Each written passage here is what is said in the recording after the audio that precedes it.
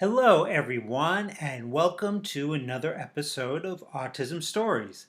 I'm your host, Doug Bletcher, the founder of Autism Personal Coach. Autistic people are the true experts of the autistic experience, and Autism Stories is where we interview autistic people to learn from their stories, experiences, and get their advice. If you would like to be notified about each week's episode of Autism Stories, we suggest you subscribe on your favorite podcast listening platform. We would also appreciate it if you could give us a positive rating and review, as it will help others to learn about autism stories. Sometimes I'm asked, how do you find the people you want to interview? Sometimes it's finding people on social media whose stories I want to learn more about. Other times, people will give me suggestions on people to interview. And other times, I may read an article or watch a video or a presentation, and I think I just need to talk to this person and learn more about them. Today's guest, Ben Breaux, I recently saw him give a fantastic presentation in which he talked about the effects and stigmas of apraxia. Ben joins us to talk about how communication regulation partners help him navigate the challenges of his apraxia, why he decided to take the homeschool route to graduation, and what he plans to study in college. We hope you enjoyed today's conversation. Ben, thanks so much for joining us today. I wanted to start out first and learn, where does your story in the autistic community begin? I would have to say around age 2 when I lost my out loud speech and became diagnosed with regressive autism. So I've had to give a few presentations in the last month or so, and while I think they turned out well, it takes me so much energy and preparation to communicate my thoughts to the audience, leading up to the presentation. So I was wondering, because I saw you recently give a presentation that I think was much better than mine about the effects and stigmas of apraxia. What's your process in going about preparing for a presentation? I do a good deal of research and writing before any given presentation. I also pray that the stars and planets align in my favor, energy and body control to make an informative, good and successful presentation. Well, I definitely think they aligned on that day. Now, in your presentation, you used a letter board and had a communication regulation partner to present the critical information you shared with the audience. For those that may not be aware, what is a communication regulation partner? A communication regulation partner, or CRP, helps to translate the words I spell into spoken words for us to understand. My CRP must be very in tune with me and my body and be able to recognize my purposeful movements versus my impulses. They also must be trained in regulation techniques to help me when I become dysregulated. And what are some maybe important things you look for in a communication regulation partner being helpful to you? When looking for a communication partner, I need to see if I connect with them, and I can tell if I will connect with them almost instantly because I need to trust them with so many important aspects of my life. Become more than just a CRP, they become my family. They need to be patient, but also push me to do the most I can do. Another thing I look for is if they are strong-willed. I need people who do not get defeated easily. Dealing with my body can be exhausting, so they need to be up for the challenge to help me fight my body sometimes. I have come to realize the best CRPs are not always the most qualified on paper, meaning sometimes the most seemingly experienced in the world of autism are not always for me.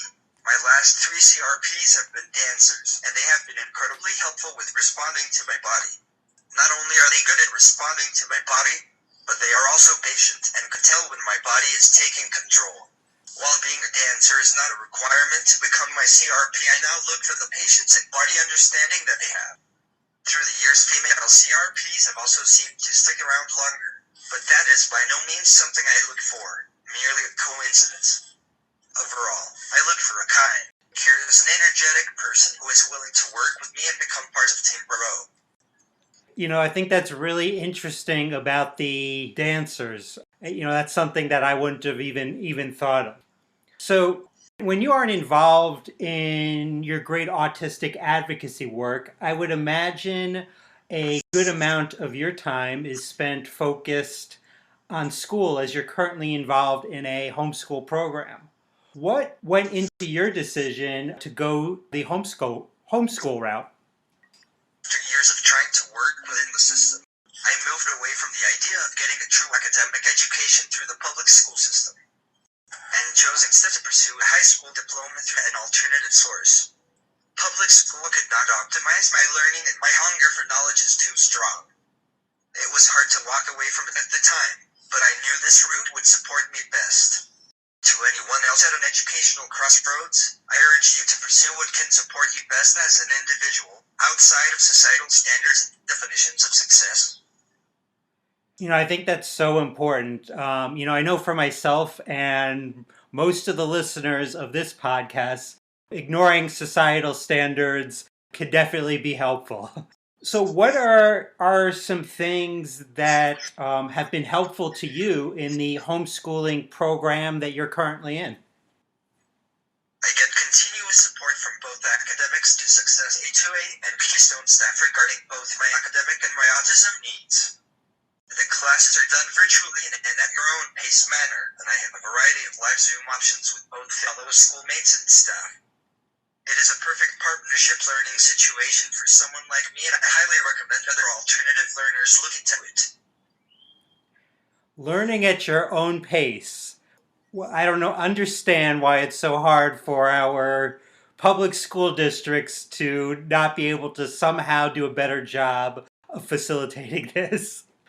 So, we all need to have a feeling of being connected with others in some form or fashion. It's a little bit different for all of us. So, in your presentation that I saw recently, you mentioned having a vibrant social community in your life. Can you talk a little bit about what that community looks like for you? Well, COVID has highly affected in-person social opportunities. I am a member of a variety of organizations and groups that regularly gather together on Zoom for both meetings and social functions. A way to stay socially connected and even meet people. Now, one aspect of community for so many is finding a partner to share our life with. And you mentioned in your presentation about wanting a personal relationship. What would be some important things to you in regards to such a person? There are many traits that I find important in a personal relationship. The person should be kind, accepting, honest, and funny. I tend to like it when someone is confident in themselves and non-judgmental. It is also important to me that this person is social, since I love to connect with others. A big part of my life is my family, so it is crucial that they are family-oriented. The first thing I notice when I meet someone is their eyes. I particularly enjoy blue eyes, but it really does not matter to me, seeing as I look more at the person and not their looks. So, to all our listeners that might be single out there, if you have blue eyes, you have a better chance with Ben. Now, you discussed in your presentation, Ben, your passion for learning. Once you get your high school diploma, what's your academic plan in terms of what you want to be learning about in the future? This is such a big question for me. Once I obtain my diploma, I would love to go to college. This is really important to me because I want to prove to the world and myself that I'm capable of getting a college diploma. In college, I would love to study journalism in hopes of becoming a journalist post-graduation. That is what I would really like to study and pursue.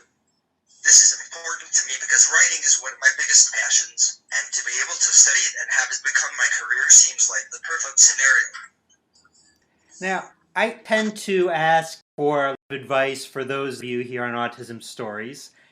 So I was wondering if you have any advice for me or others that host podcasts on the best ways to support non-speaking folks on their podcast to share so they can share their knowledge and expertise with others? Accommodations are going to differ depending on the person, but I could tell you what I personally need. For an interview, I really appreciate getting the questions beforehand to take my time and read them, while I am the one still giving the answers. If I had to answer them live, it would take an extended period of time, with lots of dead air time, to get quality answers. I also need a CRP, a letterboard, and an iPad, and with that I am set for success. And then, my last question for you is if any of our listeners wanted to connect with you beyond this interview, how could they go about doing so?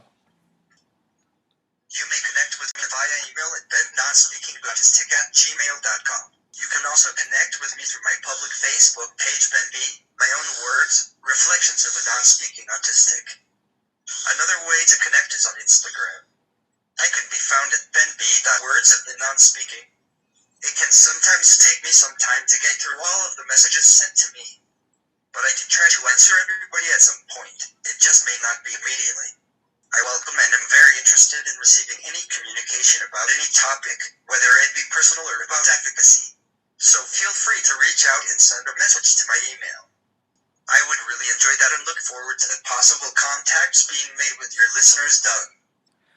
Well, Ben, I know I'll be contacting you after this, and I hope many of our listeners do as well to continue to learn from you. So I just really appreciate the time you spent with me today, Ben. Thanks a lot. You think so? N-O. N-B-O.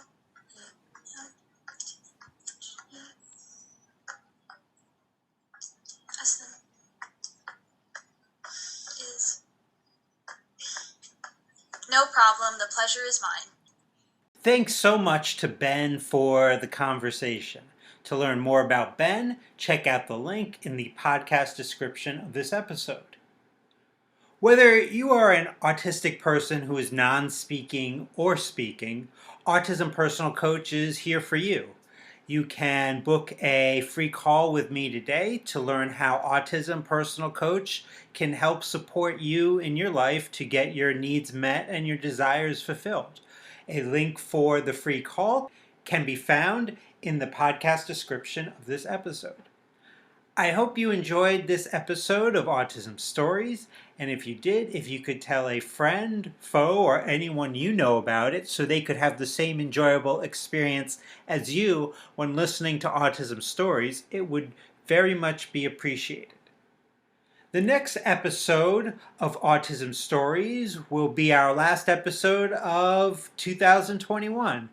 It's truly been an amazing year of guests, and I hope you listen in next week when we talk to our final guest of the year about the benefits of focused interest of autistic that oftentimes don't include spoken communication. Until next time, I'm Doug Bletcher of Autism Personal Coach. Talk to you then.